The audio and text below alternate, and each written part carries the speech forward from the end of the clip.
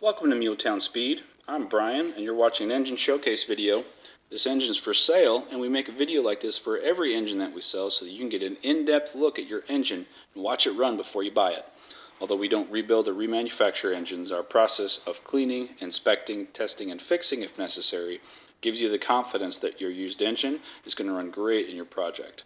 It'll also protect you from spending big bucks on a crate motor or risking your time and treasure on a junkyard mystery motor. Today's engine is stock number 348002. It is a 4.8 Gen 3 out of a 2002 Silverado, 170,000 miles. So this would be a RPO code LR4. It's got 706 heads, iron block.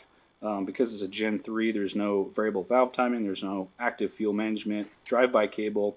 So it's about as simple as it gets for an LS swap.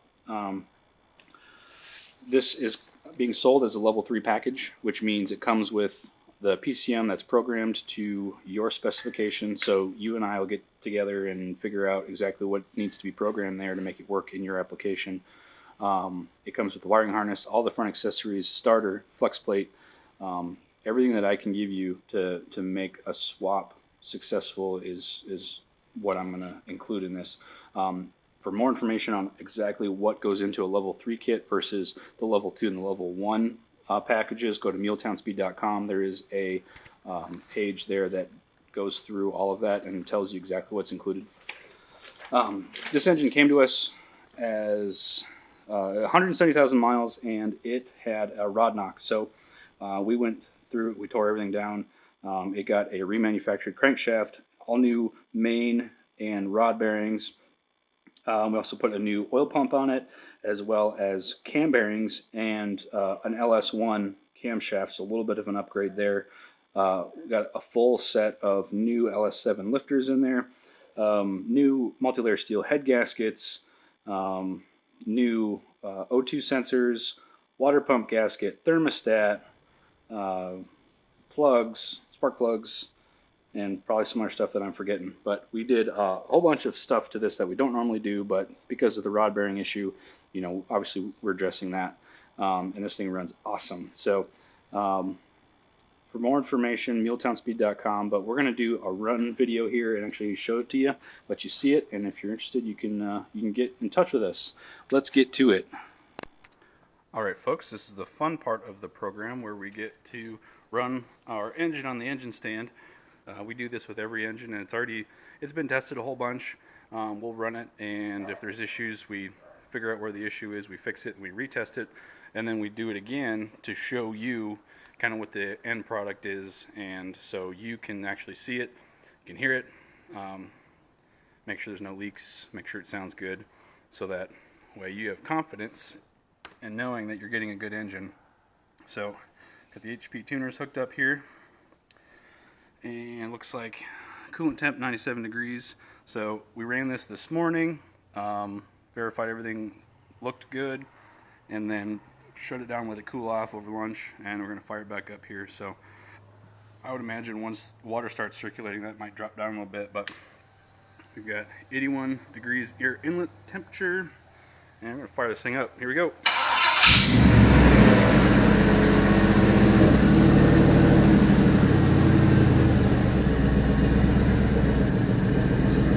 So as this warms up, that'll drop down to about 700 RPM. You can see oil pressure about 40 PSI.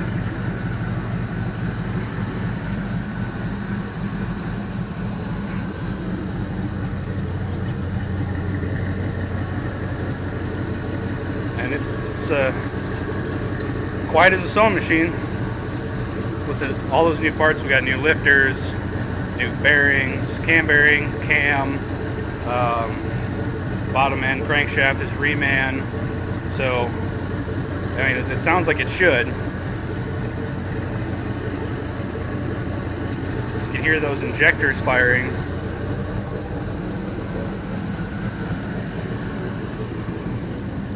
So, as it starts to warm up here, got 37 kPa on the map, about 700 RPM. Our O2 sensors are already switching. So we'll let this kind of warm up and do like a little walk around deal, and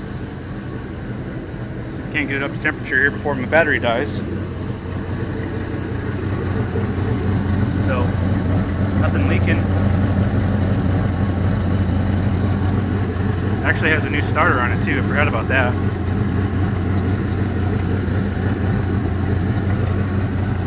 Nothing underneath the water pump. Water pump's nice and dry.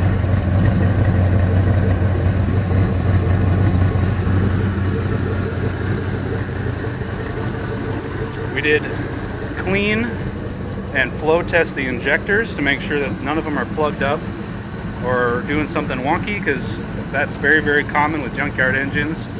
If they're sitting around for a while, that the ethanol in the gas, even if it's gasoline, it still has some ethanol in it, and that can clog those injectors up. So we clean them, back flush them, and then test them to make sure that they're all pretty much the same flow rate. About 133 degrees, and this has new O2 sensors.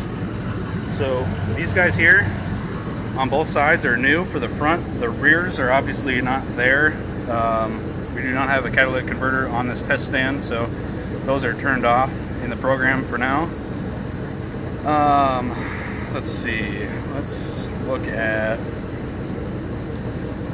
so it is going into closed loop, which means it's actively trimming fuel, which is exactly what you want it to do. So it's just trimming just a tiny bit, which is normal.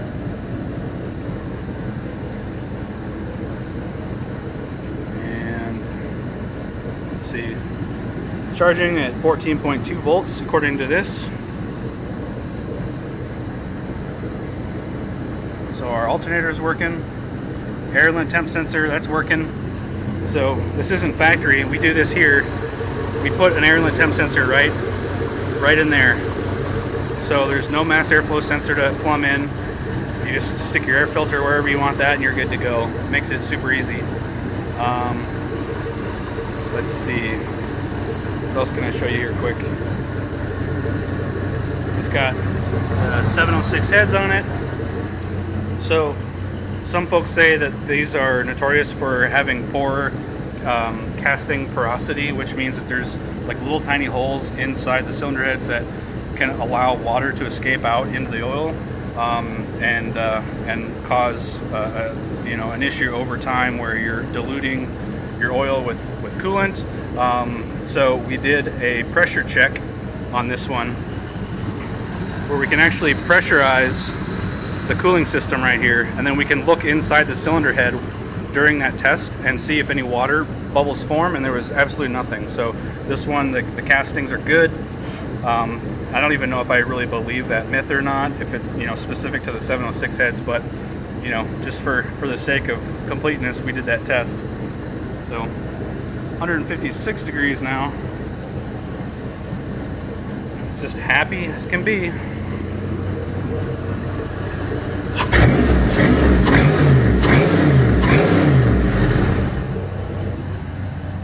Hear it. LS1 cam is a little bit of an upgrade. It's got a little bit more duration, a little bit more lift than the factory truck cam. Sounds pretty good.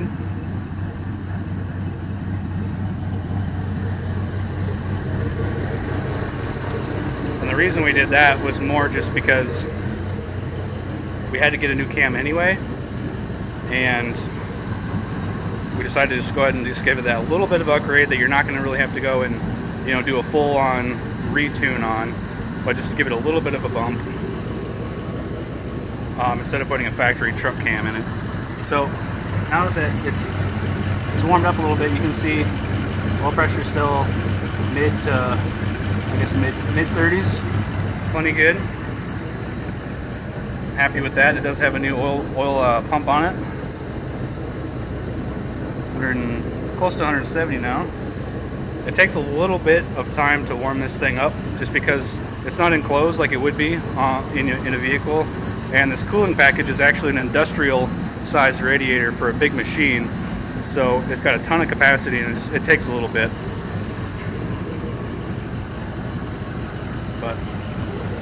quiet as can be. This is a return style fuel rail. So you've got your two connections here for fuel. You got your return and your supply. There's a fuel pressure regulator built into this, so you don't even need to worry about regulating fuel. You just need to provide 60 psi and then a return back to your tank, and that's all you really need for fuel. This is the simple cable throttle body. Makes that really, really simple for older vehicles. This does come with the PCM already programmed and a fuse block. So it's just a matter of connecting battery power, one wire on the fuse block on the back, and then one power wire in the front, and power to your starter, and then it'll fire up. The setup makes it super easy.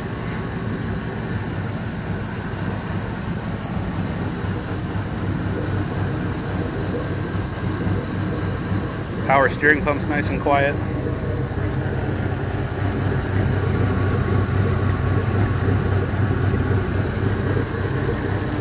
This does have the EGR blocked off. That has been removed, as well as the purge valve. That's also no longer there. Those are very problematic and like to fail.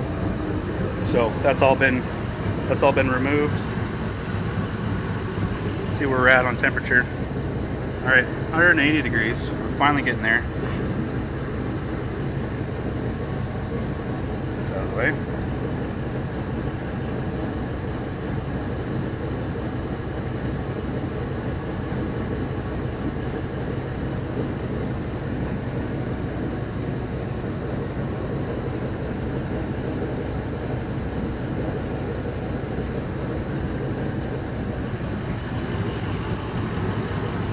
So when we test these, I put my manual pressure gauge on here. That way we know that we're getting a good reading on our oil pressure. But this will come with one of the factory pressure gauge, I guess it'd be a sending unit, in the back of the engine there. So that'll get swapped out when we're done testing here today.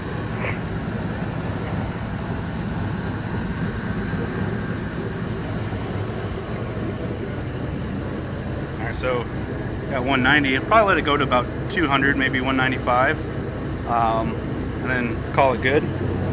Not a whole lot more to see.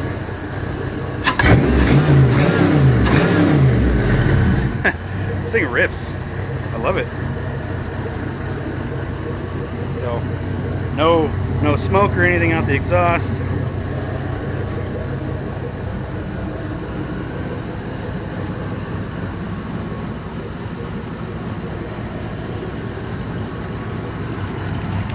One final check on oil pressure. About mid-30s, maybe just a little bit less. That'll focus there.